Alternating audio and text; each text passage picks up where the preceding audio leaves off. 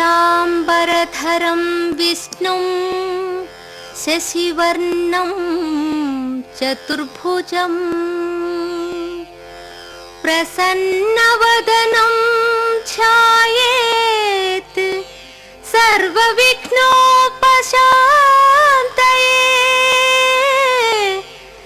सर्वविघ्नोपशान्तये।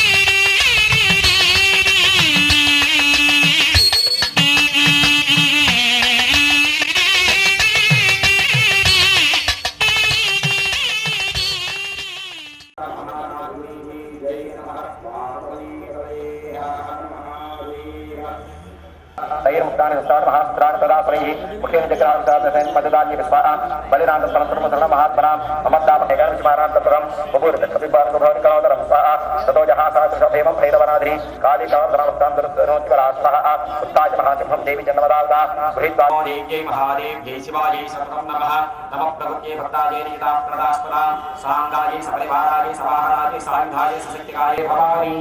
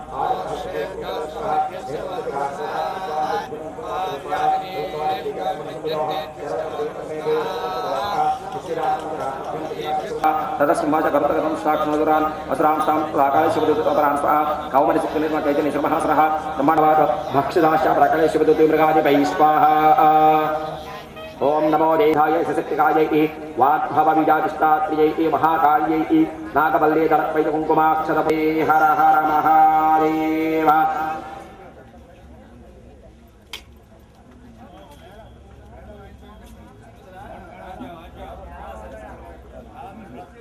उत्तप्त हेमरुचिरां रविचन्द्रवन्यनेत्रां धनुश्चलयितां कुशपाशशूलं रम्यै भुजैश्चततयं शिवशक्तिरूपां कामेश्वरीं हृदिभजामि कृतें तुलयकाम् कामपावरा पश्चेदातुष्टमयि सत्वमत्रिभूतय स्वाहा ततः समस्तात्तदेव ब्रह्मणे प्रमकालयं तस्यादेव्यस्त्वमदिग्मीडवाकृष्टदाम्बिका स्वाहा देव्यवाति स्वाहा अहं विभूत्या बहुवीरोशास्त्रा तत्समृतमैते तिष्ठामि यादवस्थिरो भव स्वाहा रुचिरवाति स्वाहा ततः प्रवृत्तिया संहस्कृतोभयोः पश्चिदां सर्वदेवतां स्वाहा सर्वशैस्तैस्तैश्चवदारुणैः तयोर्समरोभयङ्करं स्वाहा दिव्यान्यस्तमुपजयान्यलाम्बिका भवन्तान्यत्यन्तर्देगातः स्वाहा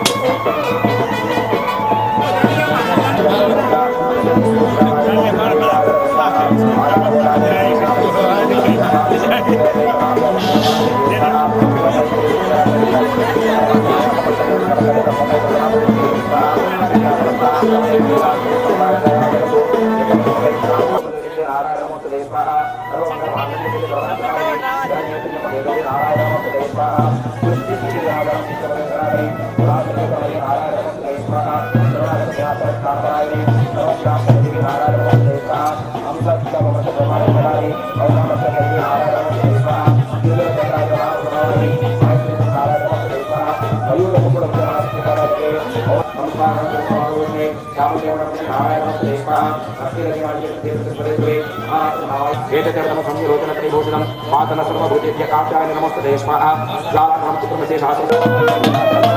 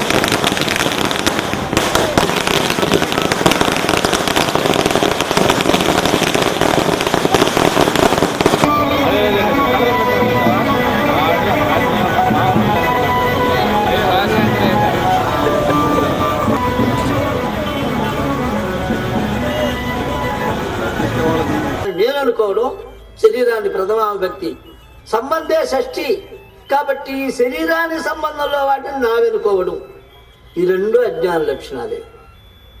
అయితే అజ్ఞాన లక్షణాలైనా నేను అజ్ఞానంలో బాధలో ఉన్నానని తెలుసుకున్నవాడికి మందిస్తే తింటాడు, కానీ నాకు బాధ ఉందని తెలియనోడికి మందిస్తే ఇస్తాడు, పారేస్తాడు. అందువల్ల భగవంతుడిని తీసుకెళ్ళి ఒక పరీక్షలో పెట్టాడు, ఈ స్థితి ఎట్టుందని.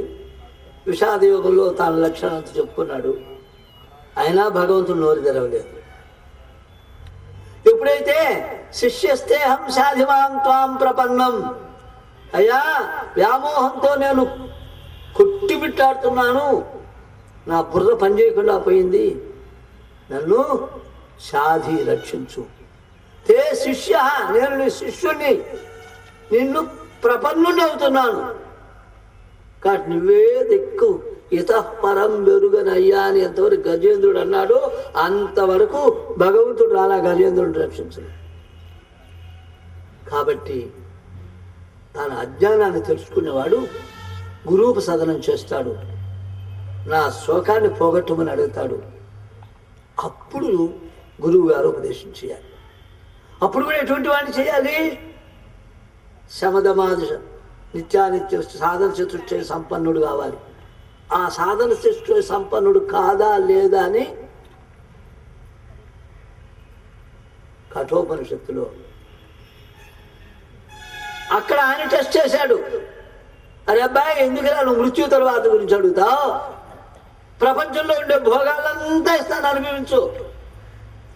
ఒకరి కాదు, ఒక భోగం కాదు, సాధారణ మానవుడికి లభింపనటువంటివి అన్ని అసాధారణ భోగాలు ఇస్తాను, అనుభవించు.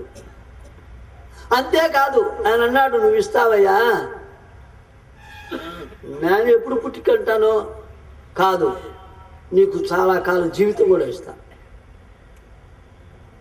అని ఇది మాత్రం అడగవాకంటూ ప్రలోభ పెట్టాడు. జ్ఞానానికి అధికారి అవునా కాదా? ఇక్కడ ఎట్లయితే గీత ముందర తీసుకు వాళ్ళ ముందర నిలిపే కాడికే, అయ్యో నా గురువులు వీళ్ళు నేను చంపుతున్నానని, కర్తృత్వం నేను చంపుతున్నానే, నాకు పాపం వస్తుంది, వాళ్ళు చచ్చిపోతారని దేహ దృష్టితో తన కర్తవ్యాన్ని మర్చి తానే చేస్తున్నట్టు అజ్ఞాని ఆడు ఏడ్చాడు. అక్కడ అలా కాకుండా జ్ఞానాన్ని కోరాడు. అయితే జ్ఞానాన్ని కోరితే కూడా ఇక్కడ అజ్ఞాని దుఃఖ నివారణ చేయమన్నాడు. ఆయన దుఃఖాన్ని కాదు, అసలు ఏమిటి జిజ్ఞాసు తత్వం ఏమిటో నేను తెలుసుకోవాలి. చనిపోయిన తర్వాత ఉంటాయని కొంతమంది, ఉండరని కొంతమంది అంటున్నారు. కాబట్టి చనిపోయిన తర్వాత ఉంది అని కొంతమంది, లేదని కొంతమంది. వీడు నాయన దోషి కాదని వీడు వేస్తాడు, లేదు వాడు నన్ను కొట్టాడు లేకుండా వీడు వేస్తాడు. ఇద్దరు రెండు పక్షాలు వచ్చి పాజిటివ్ నెగిటివ్ చేసినప్పుడే జడ్జిమెంట్కి ఏది సత్యమని తేల్చాలి జడ్జి. దీనికి వీడు వాదాలన్నీ వీడు వినిపిస్తాడు, మా వాడు నిర్దోషని, దోషని వీడు నేర్పిస్తాడు. అవన్నీ విన్న తర్వాత ఆ జడ్జి రెండు వాదాలు జిజ్ఞాస అయితే వెంటనే చెప్పాడా, వీడికి అధికారం ఉందా లేదా అని కాస్త ఊపాడు. ఎట్లయితే అర్జునుడిని ఊపాడో ఆ విధంగా ఊపాడు, ప్రలోభ పెట్టాడు. అందులో చెప్తే శ్రేయస్సు అంటే ముక్తి, ప్రేయస్సు అంటే ఇంద్రియాలకు అప్పటికప్పుడు తినడానికి ఇంపుగా ఉంటుంది, ప్రియంగా ఉంటుంది, కానీ అది శ్రేయస్సు కాదు. విషయేంద్రియ సంయోగం చేత కలిగేది ప్రేయస్సు, కానీ శ్రేయస్సు జన్మరాహిత్యం, ఆత్యంతిక దుఃఖ నివృత్తి, పరమానంద ప్రాప్తి లక్ష్యం కలిగి కైవల్యాన్ని కేవల స్థితిని అందించేది. అది ఆ స్థితి కావాలంటే దాన్ని పట్టుకునే అర్హత వీడిలో ఉందా లేదా అని పరీక్ష చేయాలి. అలా కాకపోతే పరీక్షించకుండా ఇచ్చినట్లయితే ఏమవుతుంది? ఇందాక చెప్పారు, శుష్క వేదాంతం అవుతుంది. ఉపనిషత్తులోనే ఒక కథ వస్తుంది. ఒక బ్రాహ్మణుడు బాగా తోట వేశాడు, అరటి తోట. రాత్రింబగళ్ళు నీళ్లు పెట్టాడు, పుష్క బాగా తయారైంది. ఒక ఆవచ్చి రోజు మేసేడు మొదలుపెట్టింది. వీడు ఏమి వచ్చేకాడికి చాలా మేసేడు. అది ఎవరైనా ఒక రోజు దుడ్డు కర్ర ఎత్తుకొని, చేతులకు నేను దోషి కాదు, చేతులకు అధిష్టాన దేవత ఇంద్రుడు. ఇంద్రుడండి దోషి, ఆయన శిక్షించుకో అన్నాడు వాడు. ఇది వేదాంతం ఎక్కడికి వస్తుందంటే, అర్హత లేని వాడికి చెప్తే దీనికి ఇంద్రుడట, కాబట్టి ఇంద్రుడిని శిక్షించమన్నాడు. ఇదే కొత్త పాయింట్లు తీసుకొచ్చాడే. కాబట్టి ఏ ఏ ఇంద్రియాలకు ఎవడు అధిష్టాన దేవత మనకు తెలియదు. కంటికి మనసుకు చంద్రుడు, కంటికి సూర్యుడు, ఇది ఇంకొక ఇంద్రియాలకు అధిష్టాన దేవత మన శాస్త్ర ప్రకారం. కాబట్టి దీనికి కాస్త తొందరపడి జడ్జిమెంట్ ఇవ్వకూడదు, దీన్ని కొంచెం బాగా స్టడీ చేయాలనుకున్నారు రాజుగారు. మంత్రుడికి చెప్పాడు. మా 3వ రోజు వాయిదా వేశారు. వాయిదా ప్రకారం వచ్చాడు, నేర్చుకొని పాయింట్ చదివారు. ఇదంతా నువ్వేం చెప్తావా అన్నాడు. మొన్నే చెప్పాను సార్, నా తప్పు కాదు, ఇంద్రుడు తప్పు అన్నాడు. వెంటనే ఒక ఆయన ముసలాయన లేచాడు. ఆయన అన్నాడు, అయ్యా కష్టపడి ఆ తోట అంత అద్భుతంగా తయారైందంటే ఆ ఇంద్రుడు ఎంత కష్టపడ్డాడండి. ఆ చేతుల ద్వారా తీసుకొచ్చి నీళ్లు పోసి ఎరువులు పెట్టి ఇంద్రుడు ఎంత కష్టపడితే అంత తోట వచ్చింది అన్నాడు.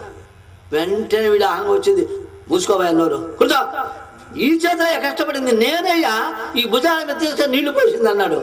ఆహా, నీళ్లు పోసి మంచి వచ్చేకాడికి నేనంటున్నావు, తప్పు చేసిన దానికి ఇంద్రుడు అంటున్నావు. నేనే ఇంద్రుడు. ఇప్పుడు ఏమైనాడని ఇంద్రుడు? మంచికేమో నేనన్నావు, శబ్దం వచ్చేకాడికే ఇంద్రుడు అంటావు. మరి అక్కడ కూడా ఇంద్రుడే కదా, తన తప్పు. వెంటనే రాజుగారు వీడి కొరడా దెబ్బలు. కాబట్టి వేదాంతం అలా ఉంటుంది. కాబట్టి ఎలా ఉన్నది కాస్త అధికారం చూశాడు. చూసి ఇవన్నీ చెప్పాడు కఠోపనిషత్తులో. నీకు ఏమి రావాలో, భూలోకంలో చిక్కినటువంటి అన్ని భోగాలు ఇస్తాను, నువ్వు ఎంతకాలం ఉండాలని అంత ఇస్తున్నాడు. కర్మల గురించి చెప్పిన తర్వాత స్థితప్రజ్ఞుడి యొక్క లక్షణాలు వాడు ఎట్టుంటాడో ఆఖరు స్థితప్రజ్ఞ లక్షణాలు చెప్పాడు. ఈ విధంగా 2వ అధ్యాయం అద్వితీయమైన అధ్యాయం. చాలామంది అభిప్రాయం ఈ 2వ అధ్యాయానికి వివరణే మిగతా 16 అధ్యాయాలు. చాలామంది అభిప్రాయం. కాబట్టి ఎప్పుడైతే మనం అర్జునుడి వలె ప్రపంచం అంతా కూడా దుఃఖమయం, గీతలో అదే చెప్తాడు, దుఃఖాలయం అశాశ్వతం. ఈ నామరూపాత్మ జగత్తుకంతా నువ్వు కాందంతా, నీకు వేరుగా ఉండేటువంటి నేను అనేటువంటి లోపల చైతన్యమో, చైతన్యానికి మించిన కానటువంటి ఈ ప్రకృతి పరిణామం, ప్రపంచం, ప్రకర్షణ పంచం, 5 యొక్క కలయిక ద్వారా అలా విస్తరించుకుంటా పోతుంది. ఇది ఎప్పుడైనా మొత్తం పోయేది. సాంఖ్య కఠోపనిషత్తు. విషాదము రాందే మనకి జీవితంలో పరివర్తన అనేటువంటిది రాదు. దుఃఖం దగ్గర నుంచే మనకి ప్రారంభమవుతుంది వైరాగ్యం. దుఃఖం తెలియనప్పుడు వైరాగ్యం జనించడానికి ఆస్కారం ఉండదు. ఆ విధంగా అర్జునులో దుఃఖం జనించింది. అదేవిధంగా వివేకంతో కఠోపనిషత్తులో నచికేతుడు తండ్రికి కూడా వివేకాన్ని కలిగించడానికి తన వివేకాన్ని ఉపయోగించి అధికారిగా ఉండి గురువుని ఆశ్రయించాడు. ఆ విధంగా ఇతరత్ర విషయముల కంటే ఇక్కడ ప్రథమాధ్యాయంలో కఠోపనిషత్తులో అధికారి నిరూపణం జరిగింది అనేటువంటి విషయాన్ని, అధికారి అయినటువంటి వాడే ఆ పరమపదమైనటువంటి ముక్తి పదాన్ని పొందుతారని పూజ్యశ్రీ స్వాములారు చక్కని సందేశాన్ని అందించారు. వారికి కృతజ్ఞతాభివందనములు. ఇప్పుడు పూజ్యశ్రీ పరమాత్మానందగిరి స్వాములారు, వారి గురించి ఆచార్య శంకరానంద స్వాములారు పరిచయం చేశారు. వారు కాశీలో విద్యాభ్యాసం చేశారు. గురుదేవులు విద్యానంద సద్గురుదేవుల యొక్క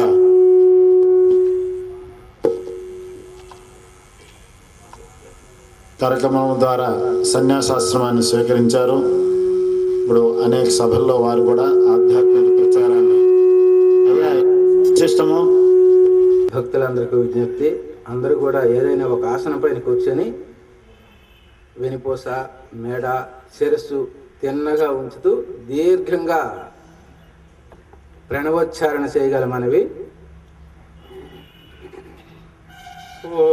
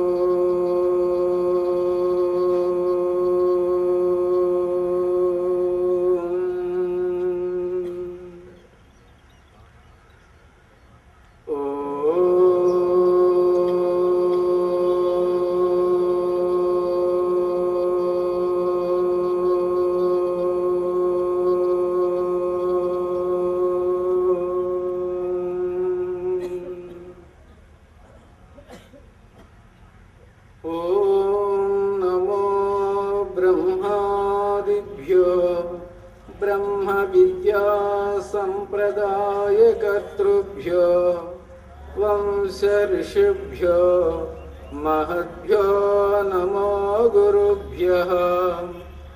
ఓం యుక్తాహార విహారాయ వివిక్తస్థలవాసినే మలయాళయతీంద్రాయ బ్రహ్మనిష్ఠాయ తే నమః. ఓం దివి భూమౌ తథాకాశే బహిరంతశ్చ మే విభుః యో విభాత్యవభాసాత్మా తస్మై సర్వాత్మనే నమః. ఓం వాగర్ధావివ సంపృక్తౌ వాగర్ధ ప్రతిపత్తయే జగతః పితరౌ వందే పార్వతీ పరమేశ్వరౌ. ఓం సహనావతు సహనౌ భునక్తు సహ వీర్యం కరవావహై తేజస్వినావధీతమస్తు మా విద్విషావహై. ఓం శాంతి శాంతి శాంతి. హరి ఓం. అఖిలాండ కోటి బ్రహ్మాండ నాయకుడు శ్రీ సద్గురు పరమాత్మ పాదారవిందములకు హృదయపూర్వక సాష్టాంగ నమస్కారములు సమర్పించుకుంటూ జగజ్జనని శ్రీ లలితాదేవి పాదపద్మములకు హృదయపూర్వక సాష్టాంగ నమస్కారములు సమర్పించుకుంటూ శ్రోత్రియ బ్రహ్మనిష్ఠులు శమధమ ఉపరితి తితీక్ష శ్రద్ధ సమాధాన ఆచరణ నిష్ఠులు యతి చక్రవర్తులు బ్రహ్మవిభూతులు పూజ్యపాదులు మద్గురువరేణ్యులు శ్రీ విద్యానందగిరి స్వాముల వారి పాదపద్మములకు నమస్కరించుకుంటూ ఈ పరివ్రాజక సదస్సు సంస్థాపకులైనటువంటి పూజ్యపాదులు శ్రీ శంకరానందగిరి స్వాముల వారి శ్రీచరణములకు ప్రణమిల్లుతూ ఈ సభకు అధ్యక్షులైనటువంటి పూజ్యపాదులు శ్రీ స్వరూపానందగిరి స్వాముల వారి పాదపద్మములకు ప్రణమిల్లుతూ ఈ సభలో ఆసీనులైనటువంటి గురుతులీయులు పూజ్యపాదులు శ్రీ విద్యాస్వరూపానంద స్వాముల వారి శ్రీచరణములకు ప్రణమిల్లుతూ అదేవిధంగా గురుతుల్య స్థానాన్ని అలంకరించినటువంటి పూజ్యపాదులు శ్రీ దండి నిర్మలానంద స్వాముల వారి శ్రీచరణములకు ప్రణమిల్లుతూ త్యాగమూర్తులు తపోధనులైనటువంటి సాధు మహాత్ములందరకు సాధు మాతలకు హృదయపూర్వక వందనములు. సర్వాత్మస్వరూపులైనటువంటి సభికులందరకు హృదయపూర్వక నమస్కారములు. ఈరోజు మనకు శ్రీమద్ భగవద్గీత మొదటి అధ్యాయము అదేవిధంగా కఠోపనిషత్తు విషయము.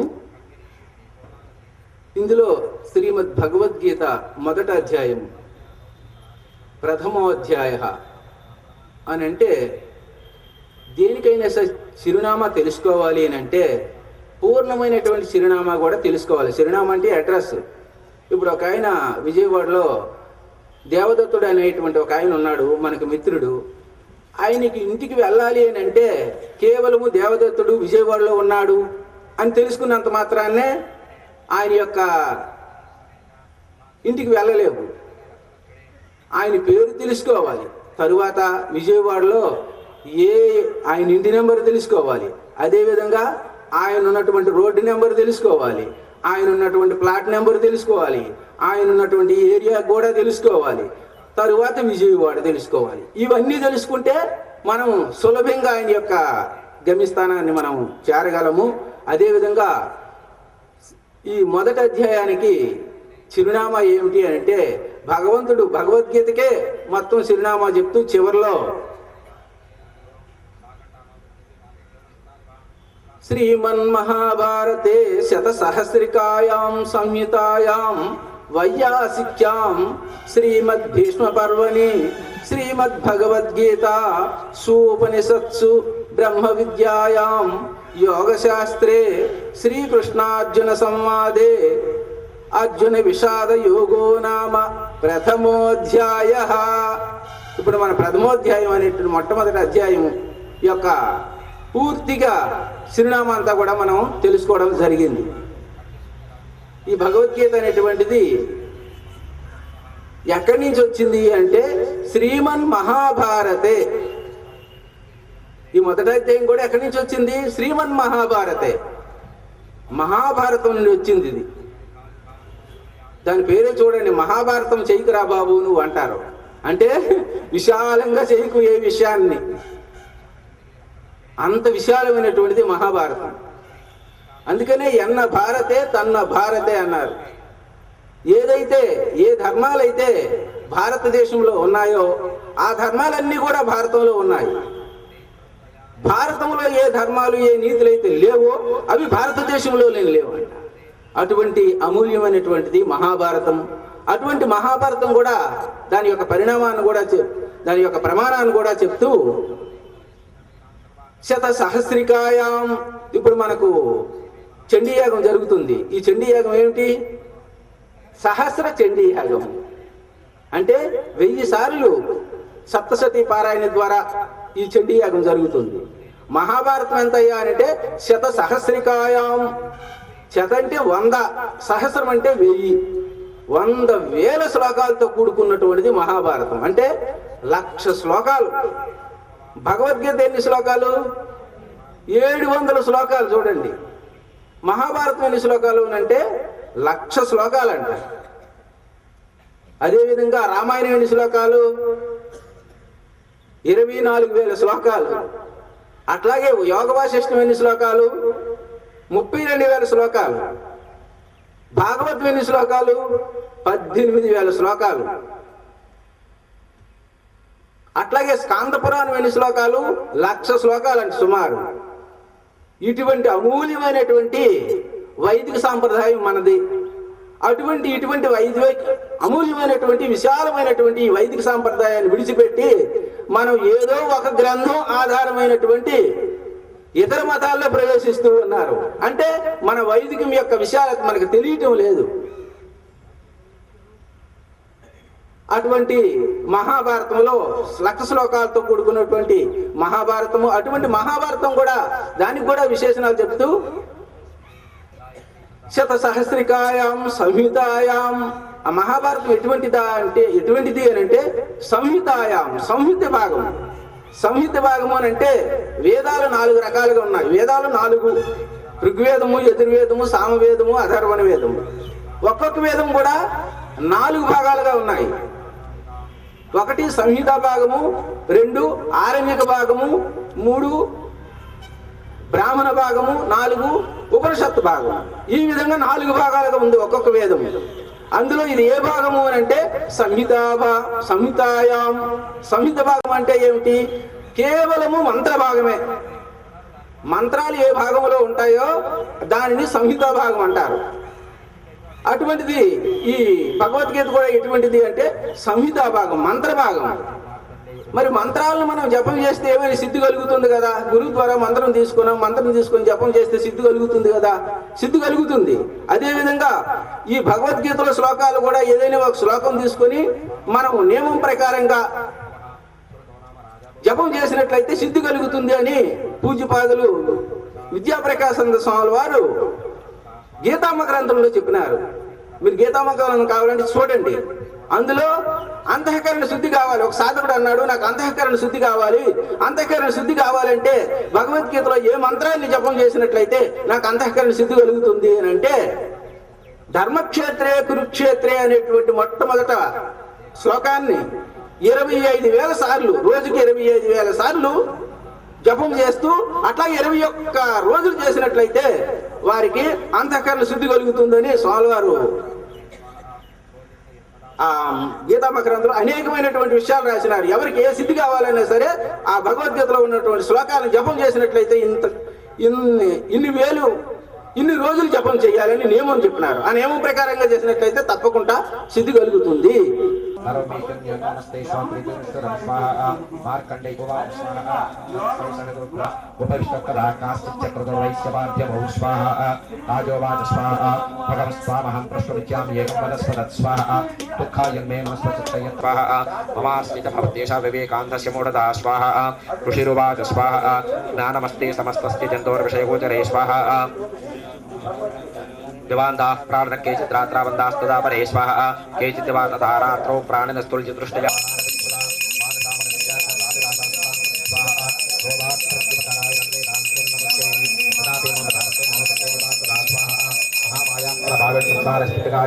तन्मात्र विस्मयकार्यो योगनिद्रा जगत्पदे स्वाहा महामाया राजोवाच स्वाहा भगवन्काशादेवी महामाया स्वाहा प्रवेदिकतपत्पन्ना सागरमस्याश्च किं द्विजा यत्स्वभावात् सादेवी यत्स्वरूपा यदुद्भवा स्वाहा तत्सर्वं श्रोतविचारे तत्तो ब्रह्मविदामर स्वाहा ऋषिरुवाच स्वाहा नित्यविषादगन्तस्तया सर्वमिदं ततं स्वाहा तथापि तत्समुत्पत्तिर्बहुधा स्वेदा मम देवानाङ्कार्यसिद्ध्यर्थमाविर्भवति साहिदा स्वाहा उत्पन्ने तदौलिके सा नित्याप्यभिधीयते योगनिद्रां यदा विष्णुजगत्येकार्णवीकृते स्वाहा आस्तीर्येषमभजत्कल्पान्ते भगवान् प्रभुः तदा त्वावसरघोरख्यातो मधुकैटमौ स्वाहा विष्णुतत्नमलोद्भूतहन्तं ब्रह्माणमुद्यतौ सनाभिकमले विष्णोः स्थितो ब्रह्मा प्रजापति स्वाहा दृष्ट्वा तावसरौ चोग्रौ प्रसुप्तं च जनार्दनं सुष्ठावयोगनिद्रां तामेकाग्रपुरतिष्ठित स्वाहा विबोधनार्थाय हरिर्हरिनेत्रकृतालयां विश्वेश्वरीं जगद्धात्रीं स्थितसंहारकारिणीं स्वाहा निद्रां भगवतीं विष्णोरतलां तेजसप्रभु स्वाहा ब्रह्मोवाच स्वाहा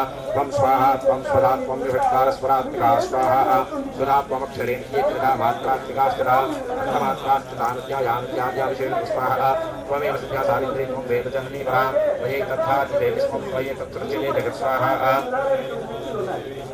विसृष्टौ सृष्टिरूपात्वं स्थितिरूपाजनावने स्वाहा तथा समृद्धरूपान्ते जगतोऽस्ते जगन्मये महाविद्या महामाया महामेधा महास्मृति स्वाहा महामोहा भगवती महादेवी महासुरी प्रकृतिस्त्वं सर्वस्य गुणत्रयं विभाविनी स्वाहा कालरात्रिर्महारात्रिर्मोहरात्रिश्चिदारुणा त्वं श्रीस्त्वं देस्त्वं बुद्धिर्भोधरक्षणा स्वाहा पञ्चापुष्टिस्तदा तृप्तत्वं शान्तिक्षान्तरेविता खड्गिरीशूलिदेवोरागदिनी चित्रणीतथा स्वाहा शङ्किनी चादरे वाणवसुल्ली परिघायुधा सौम्या सौम्यधराशेष सौम्येभ्यस्पति सुन्दरी स्वाहा परापराणां परमस्तरीरग्रहणमहमीशान एव च स्वाहा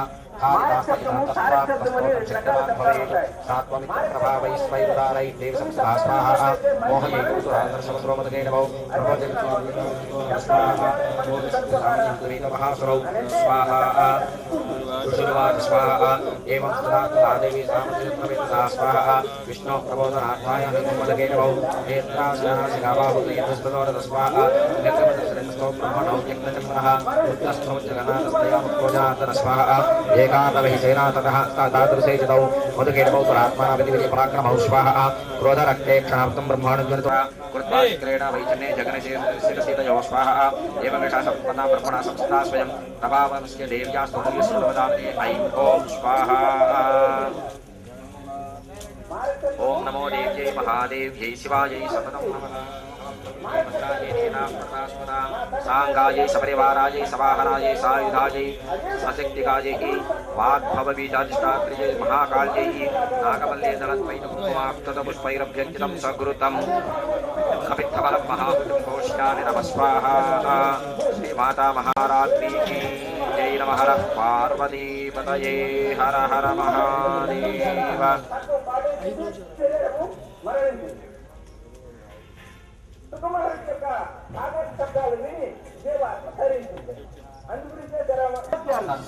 వేదవాక్యాలను మనం శ్రవణం చేయాలి. అంతేగాని స్వామిని శ్రవణం చేస్తున్నాము, రేడియోలు రోజు శ్రవణం చేస్తున్నాము అంటే అవన్నీ కూడా మనం ఎక్కడికి తీసుకుపోతాయి, కాబట్టి మనకు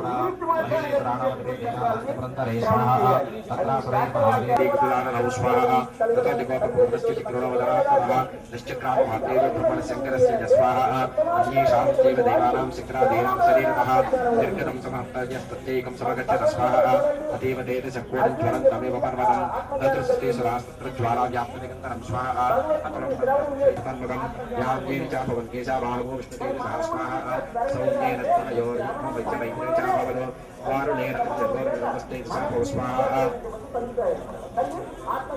वसुराज्यकराङ्गुल्य कोपेडितनासिका स्वाहा तस्यास्तुदन्ता सम्भूतः राजापत्येन तेजसा नैरस्वयं जग्ने तथा पापकतेजसा स्वाहा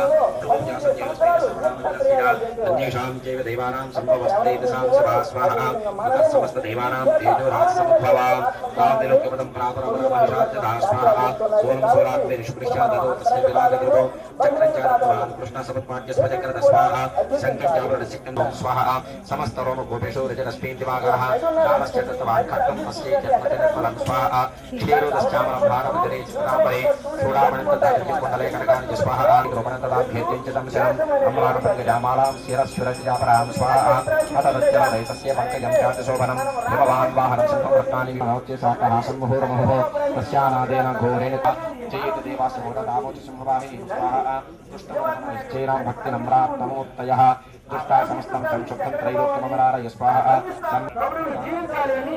పరమేశ్వరుడి గురించి కూడా తపస్సు చేసి పాశుపతాస్త్రాన్ని కూడా సంపాదించి తీరా యుద్ధానికి వచ్చి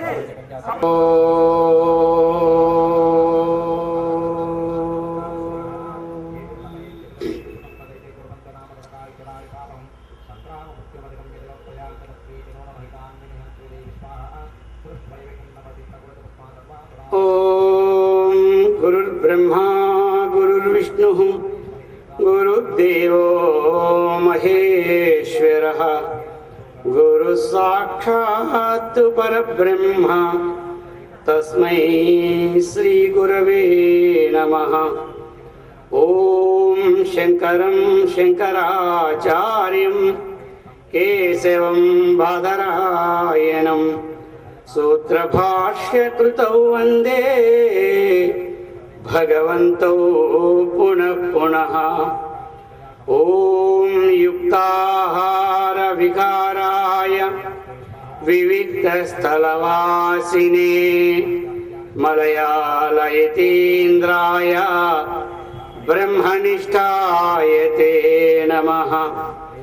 ॐ कृष्णं कमलपत्राक्षं पुण्यश्रवणकीर्तनं वासुदेवं जगद्योनिं नौमि नारायणं हरिम्।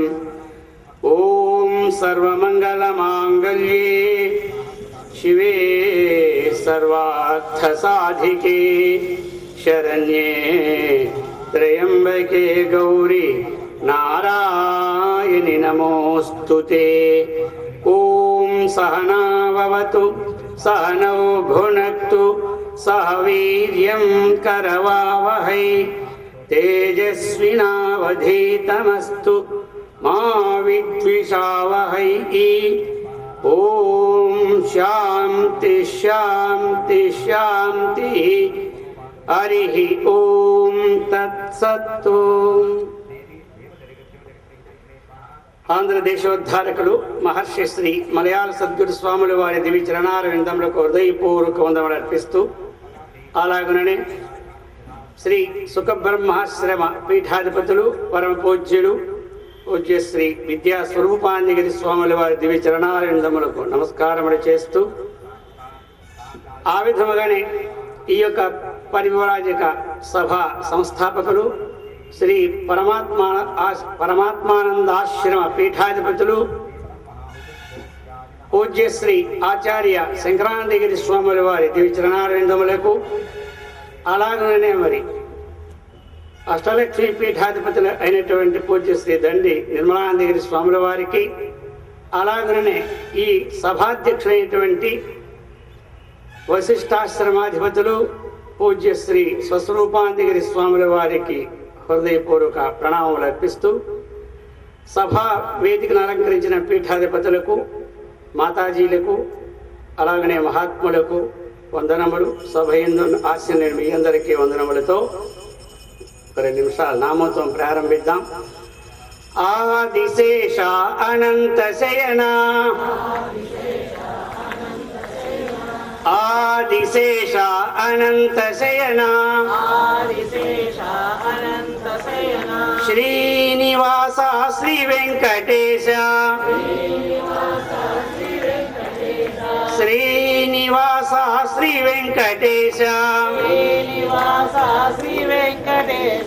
యదుకుల భూషణ యశోదనందన యదుకుల భూషణ యశోదనందన యదుకుల భూషణ యశోదనందన యదుకుల భూషణ యశోదనందన రాధాపతే గోపాల కృష్ణ రాధాపతే గోపాల కృష్ణ రాధాపతే గోపాల కృష్ణ రాధాపతే గోపాల కృష్ణ రఘుకుల తిలక రఘురామచంద్ర రఘుకుల తిలక రఘురామచంద్ర రఘుకుల తిలక రఘురామచంద్ర రఘుకుల తిలక రఘురామచంద్ర సీతాపతే శ్రీరామచంద్ర సీతాపతే శ్రీరామచంద్ర సీతాపతే శ్రీరామచంద్ర సీతాపతే శ్రీరామచంద్ర గజ చర్మాంబర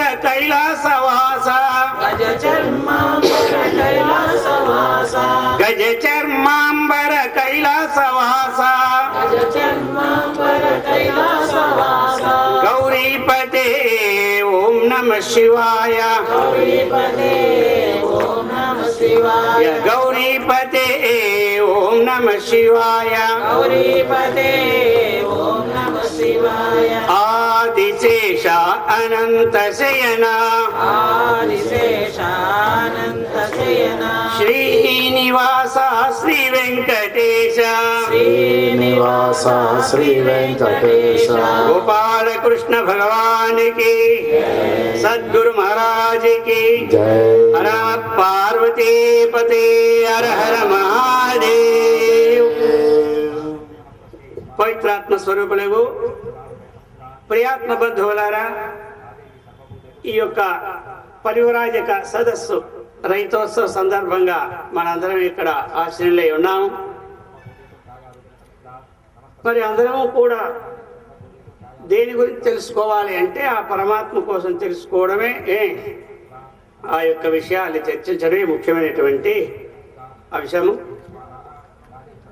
మరి కఠోపనిషత్తు అర్జున విషాద యోగమని ఈరోజు మన యొక్క కార్యక్రమంలో ముఖ్యమైనటువంటి విషయాల్ని పెట్టి ఉన్నారు. అధికారి విశేషాలని చక్కగా ఇంతవరకు కూడా మనకి అందజేశారు. మరి కఠోపనిషత్తులో అనధికారికి ఆత్మజ్ఞానము కలుదని ఒక నిశ్చయం చెబుతున్నారన్నమాట. నా విరతో దుశ్చరితాత్ నాశాంతో నా సమాహితః నాశాంత మానసో వాపి ప్రజ్ఞేనైన ఏనం నా ప్రాప్నుయాత్ చెప్తున్నారు. ప్రజ్ఞానైన ఏనం ఆప్నుయాత్ యొక్క స్వాధీనాన్ని, మనస్సు యొక్క స్వాధీనాన్ని, అలాగనే మరి మన బుద్ధి యొక్క నిశ్చయాన్ని,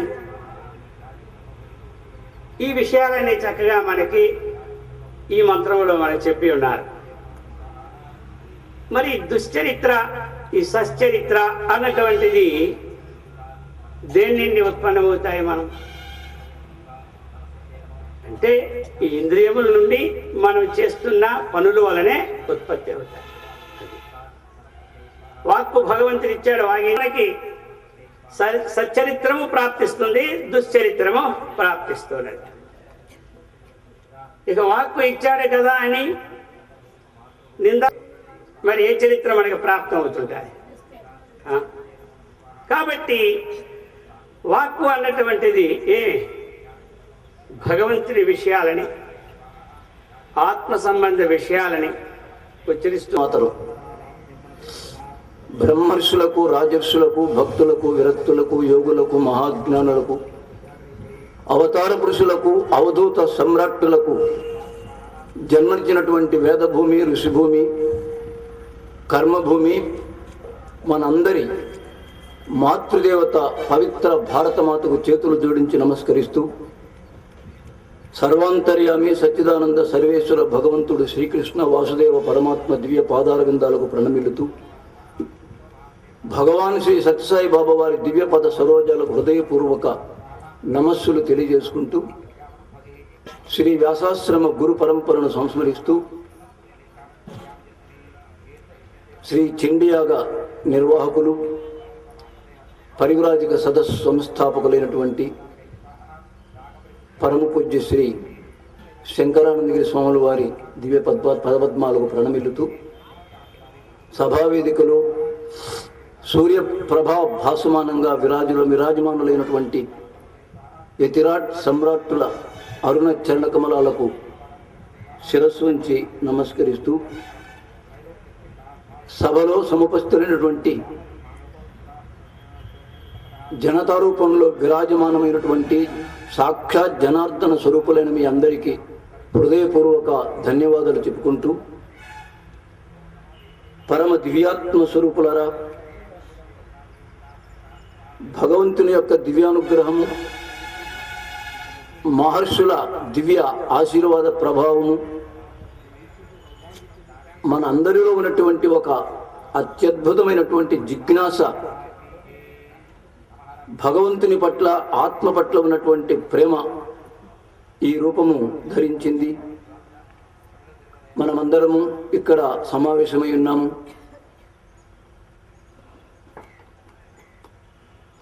శ్రోతకు నిద్ర వస్తే వక్తను మేల్కొల్పమన్నారు Ramana Maharshi. Wisdom is necessary to stand and speak అంటూ, more wisdom is necessary to sit and hear అన్నారు. మాట్లాడే వ్యక్తికి ఎలాగైనా కొంత మేధస్సు ఉండవలసిందే, లేకపోతే సభా కంపమనే బదులు బసా పంకం అంటూ ఉంటారు. అయితే more wisdom is necessary to sit and here, అంతకంటే ఎక్కువ మేధస్సు, గొప్ప మేధస్సు వినేవారికి అవసరము ఉంటుంది అంటూ రమణ మహర్షులు వారు చెప్పినటువంటి మాటను స్మరిస్తూ, ఒక సందర్భము, సమయ స్ఫూర్తి ఇవన్నీ దృష్టిలో పెట్టుకొని, ప్రస్తుత దేశ భవిష్యత్తును దృష్టిలో పెట్టుకొని, సరే పూజ్య స్వామి ఇచ్చినటువంటి ఒక లక్ష్మణ గీతనండి, లేకపోతే ఒక శిరీలి కట్ట అనండి, అర్జున విషాద యోగము, కఠోపనిషత్తు, వీటిపైన కూడా మాట్లాడాలని, రెండిటిపైన మాట్లాడాలనా లేదా ఒకదానిపైన మాట్లాడాలా? ఒక అరగంట సమయం అయినప్పటికీ ఒక దూడకు మేత పచ్చిగడ్డి వేసి చిక్కెం పెట్టినట్టుంటుంది. పచ్చిగడ్డి మేము వేసినారు, తినడానికి చిక్కెం ఉంది కదా, అది తినడం కష్టం కదా. అయినా సరే ఉన్నంతలో సముద్ర స్నానానికి వెళ్ళిన వాడు మొత్తము సముద్రం అంతా స్నానం చేస్తాడు, ఎక్కడో తడు మునుగుతాడు. సముద్ర స్నానం చేసినా అని చెప్పుకుంటాడు.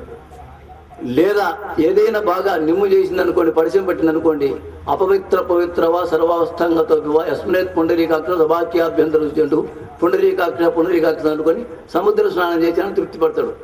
అలాగే ఎక్కడో చోట మునకేస్తా, మొత్తం మీద ఎక్కడో చోట మునుగుతా. లోకంలో చాలా మంది ధనవంతులుగా జన్మించినందుకు సంతోషిస్తూ ఉంటారు. కొంతమంది గొప్ప గొప్ప జమీందారులుగా, గొప్ప భూస్వాములుగా, గొప్ప ఉద్యోగస్తులుగా, లేదా గొప్ప రాజకీయ సంబంధంగా ఎమ్మెల్యేలుగానో ఎంపీలుగానో అయితే సంతోషిస్తూ ఉంటారు. నిజానికి మనమందరం పరమ పవిత్రమైనటువంటి భారతావనిలో, ఈ భారత భూమిలో జన్మించినందుకు సంతోషించాలి. పరమ పవిత్రమైనటువంటి ఈ వేద భూమిలో బహుజన్మార్జిత పుణ్య ఫలం వల్ల కానీ జన్మ లభ్యం కాదు. ప్రపంచంలో ఎన్ని దేశాలు లేవు చెప్పండి, ఏ దేశానికి లేనటువంటి ఘనత బ్రహ్మ రాజర్షి రత్నాఢ్యాం వందే భారతమాతరం అంటూ స్తోత్రం చేస్తున్నాం, స్తుతిస్తూ ఉన్నాం. ఈ మాతలు భారతదేశాన్ని రత్నగర్భ అంటూ కీర్తిస్తూ ఉన్నారు. రాళ్లలో రత్నాలు దొరికినట్లే మనుషుల్లోనూ మాననీయులు మహనీయులైనటువంటి రత్నాలు లాంటి వారు ఈ గడ్డలో ఉద్భవించడం వల్ల ఆ పేరు స్థిరపడింది. ఈ మార్చి 1వ తేదీ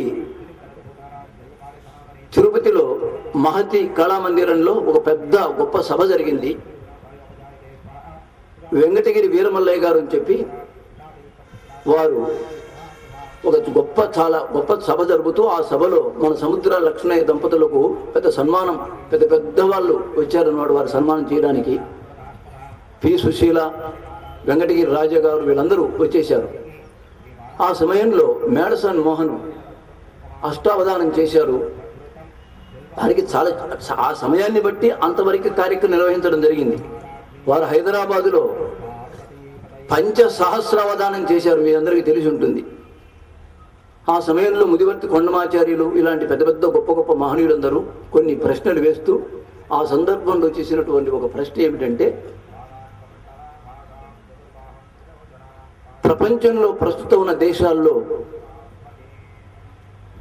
మేం ముందు అంటూ జర్మనీ, జపాన్ దేశాలు మేడ్ ఇన్ జర్మనీనా, మేడ్ ఇన్ జపానేనా అంటూ ఏ వస్తువుని తీసుకున్నా అవి కావాలంటారు. చివరకు వాళ్ళు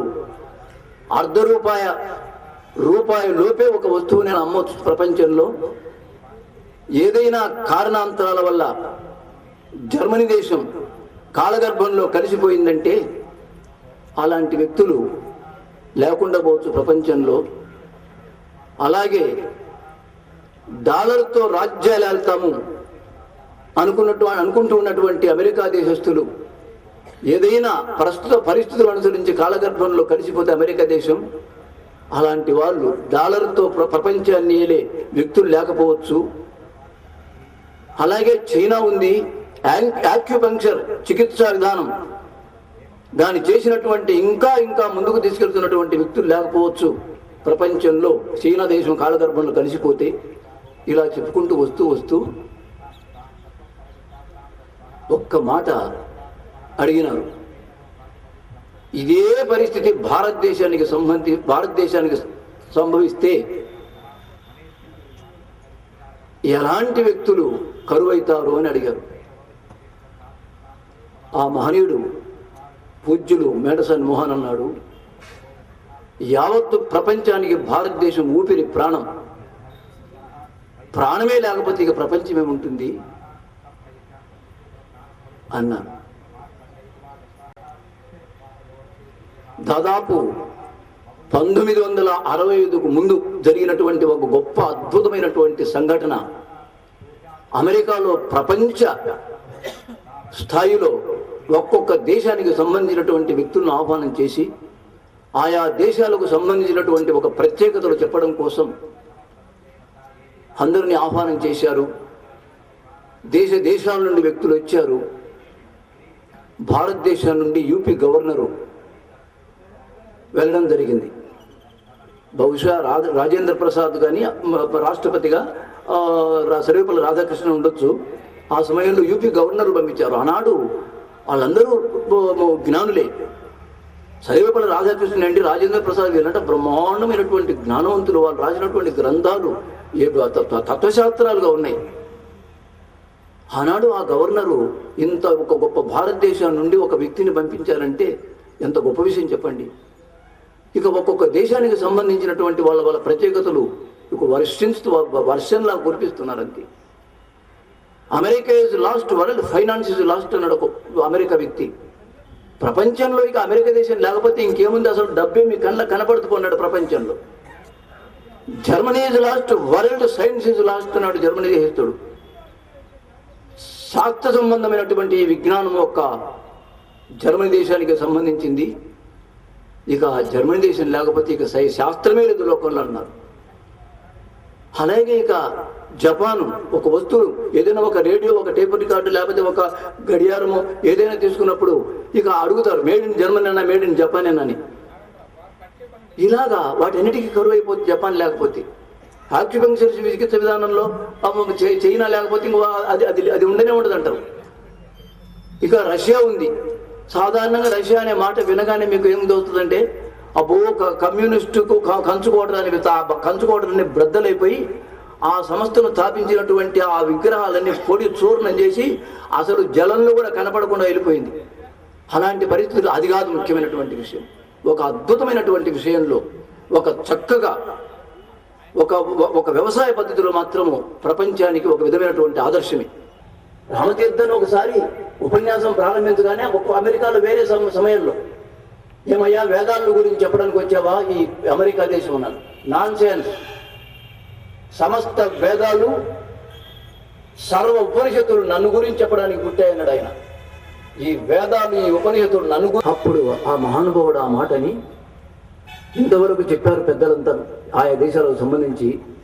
America is lost, world finance is lost అంటూ, Germany is lost, world science is lost అంటూ, భారతదేశం ప్రపంచంలో లేకపోతే ప్రపంచ ప్రజలంతా రాక్షసులుగా, చెట్లుగా, చేములుగా, క్రిములుగా, కీటకాలుగా బ్రతకవలసిందే అంటూ ఆ మహానుభావుడు ఆ వేదిక మీద పలికితే పెళ్ళ చప్పట్లు కొట్టేశారు.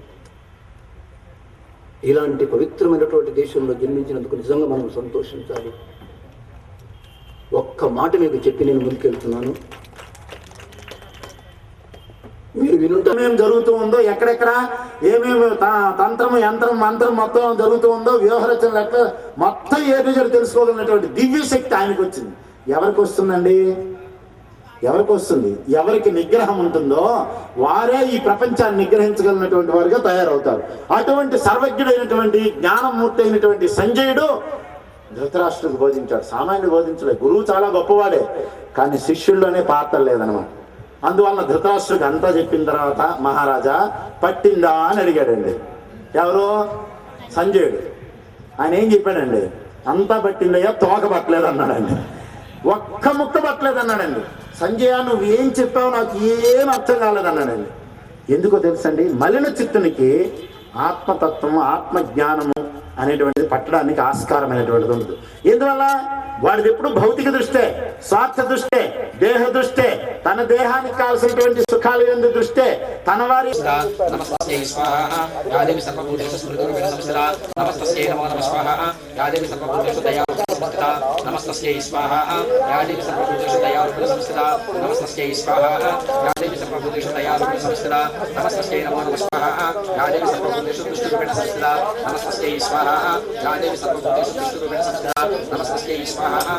కంటికి ఎదురుగా కనిపించేది కాదు, ఎక్కడో దూరంగా ఉన్నది కాదు. ప్రకృతికి, బుద్ధికి మాత్రం తెలియబడేది అనమాట. అది అపరోక్ష జ్ఞానం. మరి ఈ విధంగా జ్ఞానం కలిగినప్పటికీ కూడా అది దృఢము, అదృఢం అని రెండు రకాలుగా ఉంటూ వచ్చింది. దృఢమేది అని అంటే ఇక ఎన్ని రకాలుగా వ్యవహరిస్తున్నప్పటికి కూడా వ్యక్తి తన యొక్క స్థితిని మర్చిపోకుండా ఉండటం, అది దృఢం అనమాట. అదృఢం అంటే ఇప్పుడు ఈ సత్సంగంలో కూర్చున్నంతసేపు మనకంటే బాగా ఆత్మతత్వాన్ని గురించి తెలిసిన వాళ్ళు ఉంటారు అనమాట. ఇక్కడ నుంచి లేచి వెళ్ళిపోతే మాత్రం మళ్ళీ యథా సిద్ధి, యథా ప్రాప్తి అనమాట. మన పూర్వం ఎలా ఉన్నామో అలాగే ఉన్నాం అనమాట. అట్లా ఎందుకు జరుగుతుంది అని అంటే ఇక్కడ ఉన్నప్పుడు దేంతో వింటాం అని అంటే మనం బుద్ధితో వింటా ఉంటాం. బుద్ధిగత జీవులమై వింటాం. బుద్ధే కొత్త విషయాల్ని తెలుసుకోగలుగుతుంది. మనసు ఏం చేస్తుంది అంటే పూర్వం అనుభవించిన విషయాల్ని, తనకు తెలిసిన విషయాల్ని మళ్ళీ మళ్ళీ జ్ఞప్తి చేసుకోగలుగుతుంది. కానీ కొత్త విషయాల్ని తెలుసుకోవాలంటే మాత్రం అది బుద్ధికి సంబంధించింది అనమాట. ఆ బుద్ధిగత జీవులమై ఇక్కడ సత్సంగంలో కూర్చున్నాం, చెప్పేటటువంటి విషయాలన్నింటినీ చక్కగా వింటున్నాం. విన్న విషయాలు అయితే మళ్ళీ స్మరించుకుంటున్నాం. ఇవన్నీ జరుగుతుంది. ఇక్కడ నుంచి లేచి వెళ్ళిన తర్వాత మరి వ్యవహారం దేంతో జరుగుతుందండి? మనసుతో జరుగుతుంది అనమాట. బుద్ధికి అయితే బుద్ధి ఉంది కానీ మనసుకు బుద్ధి రాలేదు. అందుకే ఏం చేయమన్నారు? మననం చేయమన్నారు. మళ్ళీ మళ్ళీ మళ్ళీ మళ్ళీ మననం చేస్తే ఆ మనసుకు కూడా ఆ జ్ఞానం ఏదో పడితే, ఇప్పుడు మనం చెట్టుకి నీళ్లు పోస్తామండి, నీళ్లు ఉన్నాయి, అది ఏం చేస్తుంది? ఆ చెట్టు ఆ వేళ్ల ద్వారా ఆ నీటిని గ్రహించి చెట్టు ప్రతి కొమ్మకి అందిస్తుంది అనమాట. చివరి కొమ్మను, చిటారు కొమ్మను ఉన్నటువంటి చిగురుటాకు కూడా ఆ నీటి యొక్క ఆ సారం అందుతుంది. అది వేళ్ళు చేస్తున్నాయి ఆ పని. అలాగే బుద్ధిలో ఉన్నటువంటి ఈ జ్ఞానం ఏదైతే ఉందో ఆ ఓటలో మనస్సు కూడా దిగాలి. మరి మనసే కదా ఇంద్రియాలను అజమాయిషి చేసేది. ఇంద్రియాల ద్వారానే వ్యవహారం జరుగుతుంది. ఆ ఇంద్రియాలు ఎవరి అధీనంలో ఉండి వ్యవహారం చేస్తున్నాయి? మనసు యొక్క అధీనంలో ఉన్నాయి. మరి ఆ మనసుకి జ్ఞానం అందలేదనుకోండి, బుద్ధిలో తెలిసినటువంటి జ్ఞానం, అదేం చేస్తుంది అని అంటే సరిగా వ్యవహారం చేయలేకపోతుంది. పూర్వం దాని సంస్కారాలు ఏవైతే ఉన్నాయో వాటికి అనుగుణంగానే వ్యవహారం జరుగుతుంది. ఆ మనసులో ఉన్నటువంటి పూర్వ సంస్కారాలను తొలగించి ఇప్పుడు మనకు తెలిసినటువంటి బుద్ధిలో దృఢమైనటువంటి ఆ జ్ఞానాన్ని మనం మనసుకి అందించగలిగితే అప్పుడు వ్యవహారం చక్కగా సజావుగా జరుగుతుంది అనమాట. అప్పుడు వ్యవహారాన్ని ఏమంటారు అని అంటే జీవన్ముక్త స్థితి అని అంటారు. స్థిత ప్రజ్ఞ స్థితి అనమాట. అంటే ఆ ప్రజ్ఞ ఇప్పుడు ఈ సత్సంగంలో ఉన్నప్పుడు లేదా బుద్ధితో మనం ఆలోచించేటప్పుడే లేదా ధ్యానంలో ఉన్నప్పుడే జపంలోనే ఉన్నప్పుడే కాకుండా నిత్యము మన వెంట స్థిరంగా ఉంటే అదేమవుతుంది, స్థిత ప్రజ్ఞ అవుతుంది అనమాట. అటువంటి స్థితికి రావడానికి ప్రతి ఒక్కళ్ళు ప్రయత్నం చేసుకోవాలి అని చెప్పి సద్గురువులు మనకు ఉపదేశం చేస్తున్నారు. అటువంటి శక్తిని, యుక్తిని, భక్తిని భగవంతుడు సద్గురుమూర్తులు మనకు అనుగ్రహించుగాక. హరి ఓం తత్సత్. ఓం. ప్రక్రియ బాగా ఆపోషణ పెట్టినటువంటి వారు, వారి శిష్యులు శిష్యరూపానంద స్వామి గారు, వారు ఒక 30 నిమిషాల సేపు వారి ప్రవచనం సాగిస్తారు. మైక్ పెట్టండి ఎవరు.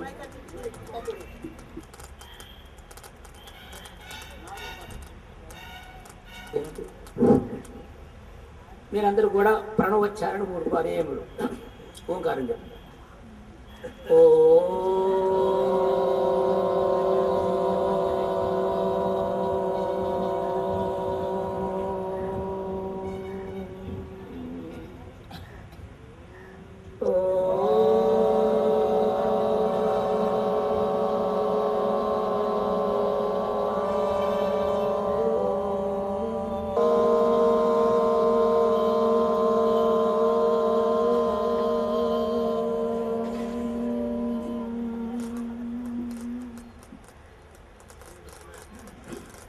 गुरुर्ब्रह्मा गुरुर्विष्णुः गुरुर्देवो महेश्वरः नमो ब्रह्मादिभ्यो ब्रह्ममैन कदलदो वानिके वनर्तुने वंदनमुलु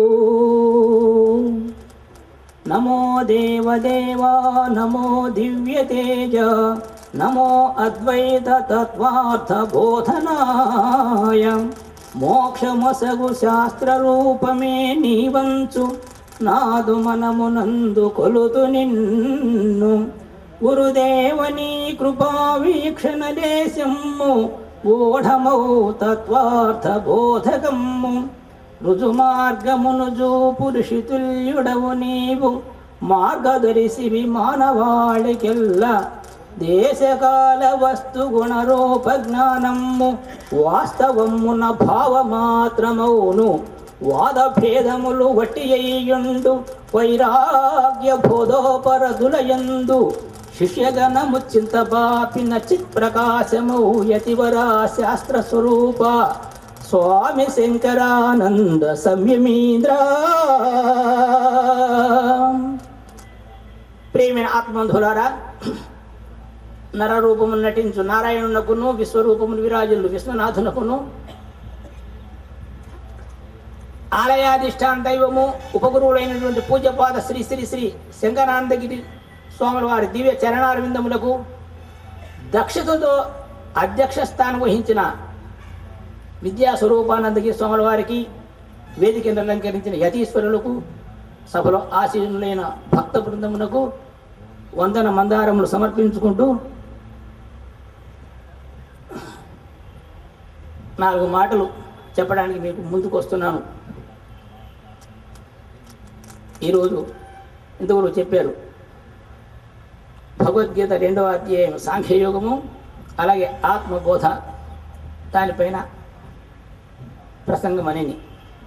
సరే, నాకు ఒక చిన్న ఉదాహరణ జ్ఞాపకం వస్తుంది. ఒక పంతులు గారి దగ్గరికి వెళ్ళి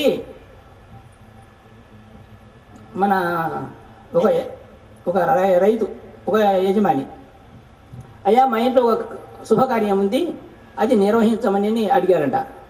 అడిగితే ఆయన అన్నారు, పంతులు గారు తప్పకుండా వస్తాను, ఆ కార్యక్రమం నిర్వహిస్తాను, కానీ ఒక చిన్న షరతు ఏమిటంటే నాకు వచ్చేది ఒకటే మంత్రం వచ్చు, నీవు పెళ్ళెండ చేసుకో, తజ్జనమని పెట్టుకో, అదే చదువుతా, అంతకన్నా రెండవది రాదు. దానికి ఇష్టమైతే నా రాక, లేకపోతే ఉన్న చాట ఉంటా అన్నాను. అయితే ఇప్పుడు నా సంగతి కూడా అంతే. నాకు కూడా లేదు కాదనేది ఒకటే వచ్చు. మీరు ఇష్టమైతే వినండి, కష్టమైతే చెవులు మూసుకోండి. అయినా సరే ఒకసారి అన్నారు, అది పూజ్యపాదులు బ్రహ్మలీన రామకృష్ణానందరావు చెప్పే విషయం ఎంత చెత్తగా ఉన్నా కానీ వినేవారు శ్రద్ధగా వినేవారంట ఒక ఊర్లో. ఆ పంథాను కూడా మీరు అనుసరిస్తారని అనుకుంటూ వస్తున్నాను. సరే, అధ్యక్షుడు వారు ఉదయమే సెలవిచ్చారు. ద్వితీయ అధ్యాయం అనేటువంటిది ద్వితీయం అద్వితీయం అన్నారు. దానికి సాటి లేదు, దానికి పోటీ లేదు. ఆ మిగిలినటువంటి 16 అధ్యాయములు దాని యొక్క విపుల వ్యాఖ్యానమే కానీ అంతకన్నా విశేషమేమి లేదన్నారు గీత అంతా కూడా. కాబట్టి ఆ యొక్క భగవద్గీతలో 12వ శ్లోకం అనుకుంటాను. నత్వేవాహం జాతునాసం నత్వం నేమే జనాతిపాహ నచైవ న భవిష్యామః సర్వే వయమతః పరం. అర్జున, నీవు కానీ నేను కానీ ఈ రాజులు కానీ ఎప్పటికీ పోయేవారం కాదు, లేనివారం కానే కాదు. ఎందుకంటే ఉన్నటువంటిది ఏది దేహ దృష్టితో కాదు, చైతన్య దృష్టితో సంధ్య చీకట్లో తోచినటువంటి ఏ యొక్క రజ్జునందు సర్పజ్ఞానం అయితే ఉండదో అది 3 కాలంలో ఏదో నాస్తి. భ్రాంతి కలగగా పూర్వము అక్కడ సర్పం లేదు, కలిగినప్పుడు కూడా లేదు, భ్రాంతి నశించిన తర్వాత కూడా లేదు. అక్కడ ఉన్నటువంటిది 3 కాలముల ఉన్నటువంటిది ఒక్క రజ్జువే, త్రాడే. నీ బుద్ధిలో ఉన్నది కానీ పాము అనేటువంటిది అక్కడ బయట రజుస్థానంలో పాము లేదు. అలాగా ఈ యొక్క చైతన్యం అనేటువంటిది, పరమాత్మ అనేటువంటిది 3 కాలము త్రికాల, అందుకనే ఏకం సత్తు విప్రా బహుదా వదంతి. సరే, మధ్యాహ్నం భోజనాలు వడ్డించుకుంటే ఆ కూర దల్లా ఏమే ఈ పొద్దు కూర ఏమి దిగడం లేదు, రుచి లేదు. ఏమిటంటే ఎరగంట మానేశాను నేను వద్దన్నామని. అదే పిచ్చిదానా వాళ్ళకి చెప్పాను కానీ మగది మానేమని చెప్తానా అంటే ఎదుటికి అద్భుతంగా నచ్చ చెప్తాడు కానీ తన ఆచరణలో ఉండదు. ఇది మధ్యం అన్నాక ఇంకోటి ఇట్లా పోయిందే నిధిధ్యాసం చేస్తాను. ఆ శ్రవణాన్ని తన యొక్క అంగంగంలో తానైపోతాడు అవశ్యం. అది మరి శంకరానంద స్వామి గారు ఒకటి చెప్తావారు. ఎవరో ఉపన్యాసం చెప్తూ ఉప్పుతో అంటే సైంధవం నీ పేరు ఎందుకు తెలుసా? నువ్వు సముద్రంలో పుట్టావు, నీ స్థానం అది. ఆ సముద్రంతో చూస్తే ఎక్కడికి హద్దు లేకుండా ఉంటుంది, ఇక లోతా చెప్పడానికి వీలు లేదు అని చెప్పిందట. ఆ జన్మస్థానం అటువంటిదా స్వామి? నేను వచ్చేలా దాన్ని చూడాలి అన్నమాట. సరే రాని తీసుకెళ్ళి ఆ ఉప్పు బొమ్మను అడబెట్టి ఇదిగే నీ జన్మస్థానం ఉందంట. ఇంతట అపారం, ఇక లోతు చూస్తే కింద కనిపించడం లేదు. నా స్థలమాన్ని సంతోషంతో దాంట్లో దిగేసిందట. మళ్ళీ ఏమైంది అది అన్నాడు. తెచ్చారు ఈ ఉప్పు నీళ్ళలో వేమన్నాడు, గ్లాసులో వేశాడు. ఎత్తర అంటే మళ్ళీ ఎత్తితే వచ్చింది, పడే దాంట్లో తీసుకెళ్ళు. రేపు ఉదయం సాయంకాలం ఉదయం క్లాస్ అప్పుడు ఎత్తుకోలేదు, దాన్ని అట్లనే భద్రపరచు. అలానే భద్రపరిచాడు. ఉదయం క్లాస్ అప్పుడు తెచ్చాడు, అది పెట్టాడు. అబ్బాయి దీంట్లో ఉప్పు వేసావా? మీ ఎదురుగేశారు కదా స్వామి, ఆ నీళ్ళైనా మార్చావా? లేదు, భద్రంగా రూములో స్నానం వేసే అనుకున్నా. ఇప్పుడు ఉప్పు ఎత్తులు అన్నాడు. ఎవరా ఉప్పు ఏమైంది? నువ్వే కదా వేసావు, ఏమైంది ఉప్పు? కాబట్టి మీరందరూ కూడా అటువంటి జిజ్ఞాస చదవాలి. కాబట్టి మీ శ్రవణం మననం కాకుండా నిధిధ్యాసం చేసి, అయితే దీనివల్ల కొత్తగా ఏమైనా తెచ్చుకునేదిందా? ఆ ఉప్పు కొత్తగా ఎక్కడి నుంచి తెచ్చుకునేది? ఆ శరీరంలో ఇంతవరకు వేరువేరుగా ఉండింది, అది ఇప్పుడు ఆ భిన్నత్వం ఏకమైపోయింది. ఇంతవరకు మన ప్రజ్ఞ ఏదైతే ఉందో, బుద్ధి ఏదైతే ఉందో, మనస్సు ఏదైతే ఉందో, స్వామి వారు చెప్పేవారు, రామకృష్ణ స్వామి వారు తాళాలు వేస్తాం మనం, ఇలా తెచ్చుకోవాల్సింది. దానికి వేసి ఇటు తిప్పితే ఏమవుతుంది? ఇటు తిప్పేసిన తర్వాత ఎంతలాగా రాదు బంధం. అదే మళ్ళీ తీయాలంటే ఇటు తిప్పితే అయిపోయింది. ఇలా తిప్పితే బంధం, ఇలా తిప్పితే అదే తాళం చెవు, బంధం విడిపోయింది. అలానే బంధాయ విషయాసక్తం ముఖ్య నిర్విషయ స్మృతం. ఇందాక చెప్పారే, విషయాసక్తమైనటువంటి మనస్సు బంధానికి కారణమైంది. నిర్విషయమే మనం గురి తెచ్చుకోవాల్సిందే. ఎందుకు? మోక్షం ఎక్కడి నుంచో వచ్చే కాదు.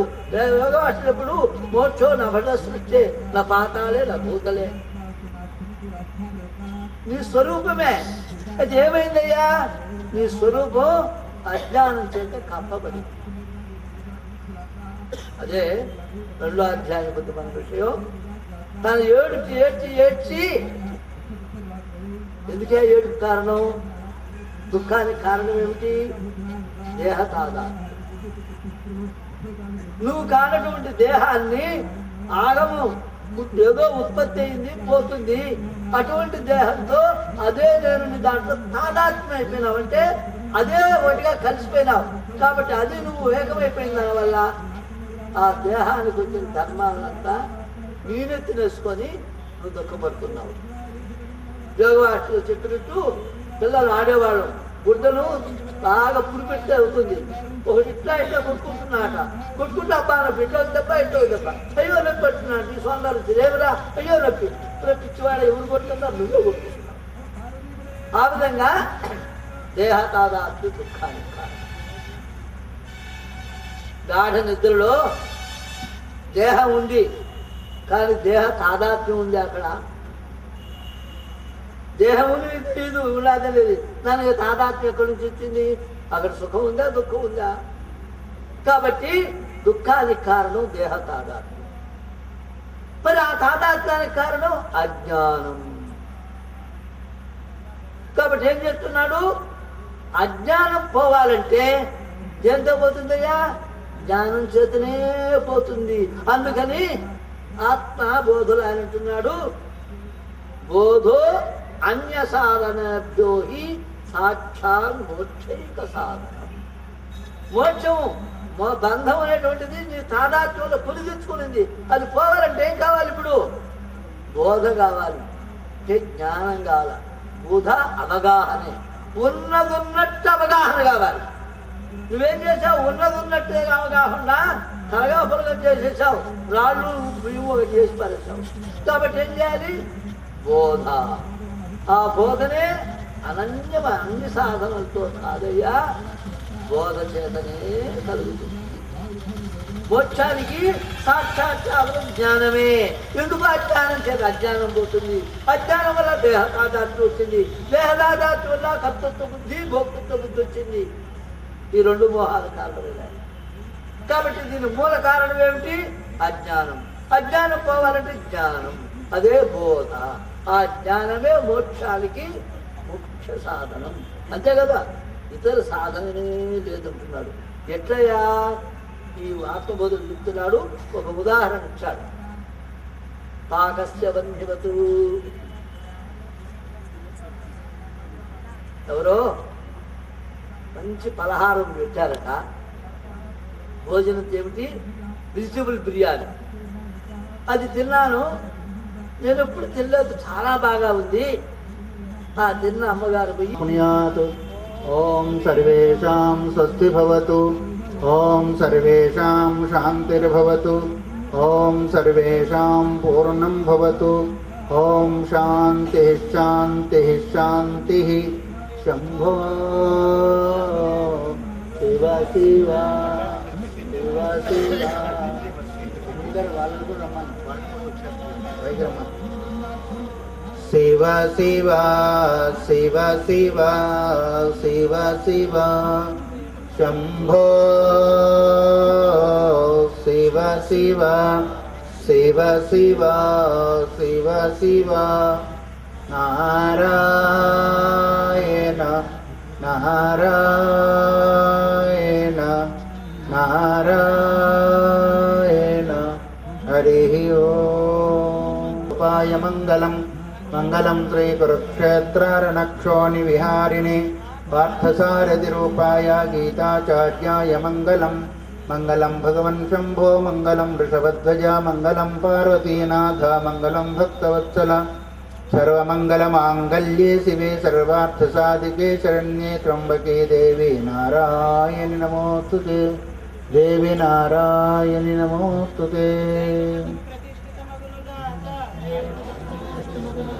కరుణామతము వృద్ధినందునుగాక. శాంతి मतमात्मा की जय, विश्वनाथ भगवान की जय, अन्नपूर्णा माता की जय, भक्त मंडली की जय. नमः पार्वती पतये हर हर. ఆ సువాసనలందరూ కూడా వేదిక పైకి రావాలి.